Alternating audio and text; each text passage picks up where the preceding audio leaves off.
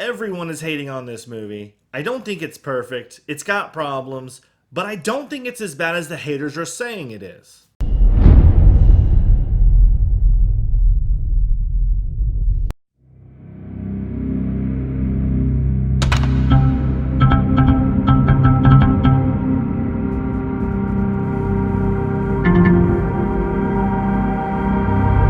Hey movie watchers, welcome to today's review and the latest movie in the Conjuring Universe, Annabelle Comes Home. If you're new to this channel, I give you my synopsis and then I talk about my likes, my dislikes, and then the breakdown where I give my individual scores of the writing, the acting, the cinematography, and the directing. All my reviews do have some spoilers in them, so you have been warned. And if you like this video, please like, subscribe, and share for me. Also, real quick, channel update. I am changing the channel name to the Movie Watcher Club, so don't be shocked when you see the new name, the new logo, or the new intro, or whatever. Okay, movie watchers, let's review. So the movie starts with the Warrens taking Annabelle from another family, and on their way home, they run into some car trouble. Annabelle is just playing with them, just toying with them, and Lorraine Warren realizes that Annabelle is basically a beacon for other souls. They take Annabelle home, they put Annabelle in a glass case that is blessed by a priest on a regular basis. Then we fast forward 1 year, the Warrens are headed out of town, probably for work. They have their babysitter, Mary Ellen, watch Judy, their daughter, while they are away. Mary Ellen's friend Daniela stops by that night, and she has her own plans of trying to reach and trying to speak to her dead father. And of course, she is carelessly walking around the Warrens' basement where they keep all of these mysterious and haunted items and belongings and things. And of course, she accidentally lets Annabelle out, or really she leaves the glass case open and Annabelle gets out. Annabelle is not the only thing that gets out, and Judy, Mary Ellen, and Daniela are in for some real scares, from demons to killer brides to werewolves, and there's actually kind of a lot going on. So everyone has been hating on this movie for a couple reasons I do agree with, but for me personally, that doesn't ruin a movie entirely. So there are some good things about this movie. So starting with my likes, like number one, I really appreciate the attention to details in these movies that these filmmakers bring. They always seem to do a really good job of making sure that everything on camera basically has the right look and the right feel to it, and it's from the right time period. This is something that I really appreciate when filmmakers do, and they never seem to disappoint in these movies.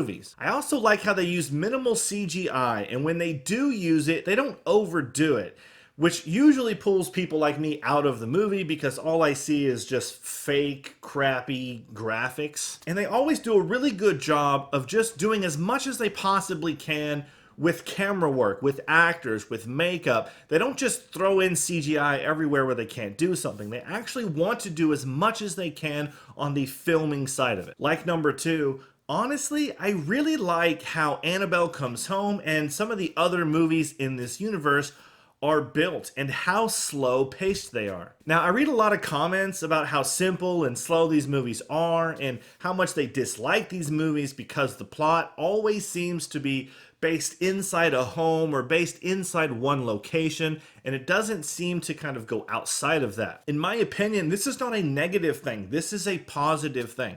Think about how hard it is to use one location to film an entire movie or to be the basis of an entire movie. And you know, one of the things that really made the Conjuring universe when it first came out was its creepiness and how they do more than just jump out and scare you. These filmmakers know how to build anticipation. They aren't in a hurry to do it either. They make you wait and they make you watch. And they build their movies around locations like a home, and then they use the entire location to creep the hell out of you. Okay, they don't need the plot to constantly be pushing another location, another location, another location. And if you watch horror movies that are constantly changing locations, you're constantly having to change or at least move the narrative or move the plot in some direction. And most horror movies tend to have lots of holes in them.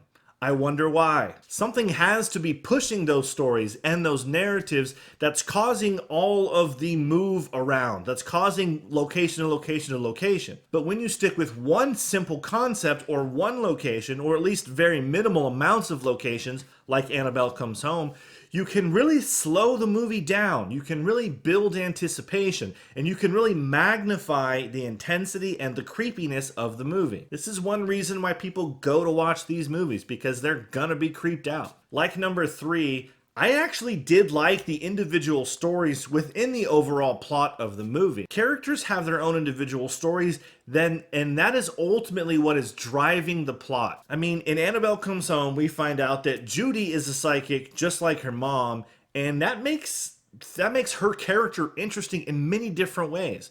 Judy is also struggling with having friends because of what her parents do. Daniela is seemingly just trying to satisfy her own curiosities, but then we also find out that she's really trying to speak to her father. She feels like it was her fault that he died, and I think that that's an interesting character arc. She doesn't even know if she believes in this stuff or if it's even real, but she knows that there might be a possibility, so she gives it a shot. And there's even a really cool scene where she gets way more than she bargained for. Mary Ellen kind of has like a small love story type of arc that gives us the boyfriend being chased around by a werewolf, which is also hilarious. And you also have, he's a part of a lot of the comedy, Bob's Got Balls. That part was really funny too. So there are multiple layers to Annabelle Comes Home. It's not just a simple surface story that you actually get a lot of the time with horror these days. And personally, I enjoy horror movies that actually have some depth to them. Now moving on to my dislikes. Dislike number 1.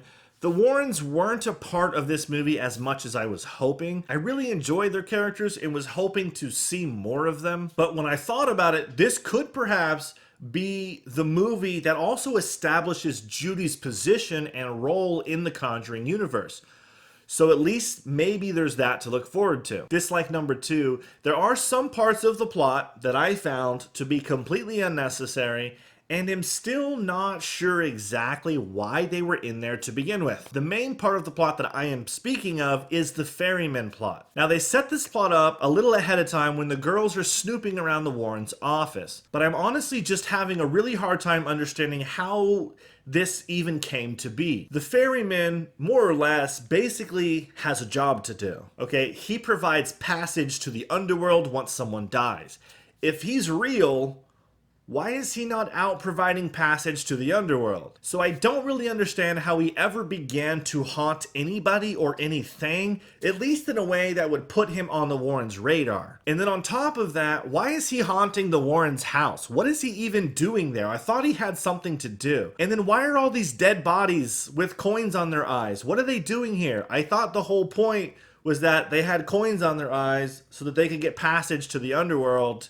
Why are they here? They're supposed to be in the underworld. I mean, clearly it looks like they've paid their passage. So the ferryman's not doing his job very well. Now, I really do actually like this idea, this concept, the idea of a ferryman-like villain or like character or like spiritual anomaly is actually kind of cool, but I feel like in this setting, it doesn't really make a whole lot of sense. Dislike number 3, and the one that everyone's kind of raving about, that doesn't completely ruin the movie for me, but I understand that it does for others. They build a movie and some plot points specifically around jump scares. But my biggest problem with them is not only that, but they never end. Some of the scenes never get an ending to the scene, or they never finalize that particular moment.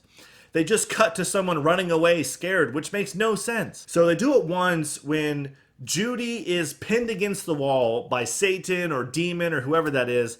He pins her against the wall in her bedroom, and then they just cut to Mary Ellen running to the bedroom, and then you just see Judy running out of the bedroom. Like, how did that happen? He had you pinned against the wall. How is Judy just now running out of the bedroom? How did he get out of Satan's grasp? Another scene where they had Mary Ellen walking down that hallway past all the dead people with the coins on her eyes. She comes to a coffin with herself in the coffin holding Annabelle with coins on her eyes, and as she tries to pull Annabelle out of her dead doppelganger's arms, her dead self basically just screams at her. And then you cut to scene where Judy is outside praying, and it looks like Mary Ellen just throws Annabelle out, and then Mary Ellen comes running out herself. In my opinion, these are just wasted scenes to scare people, and they could have been replaced with more character-driven scenes.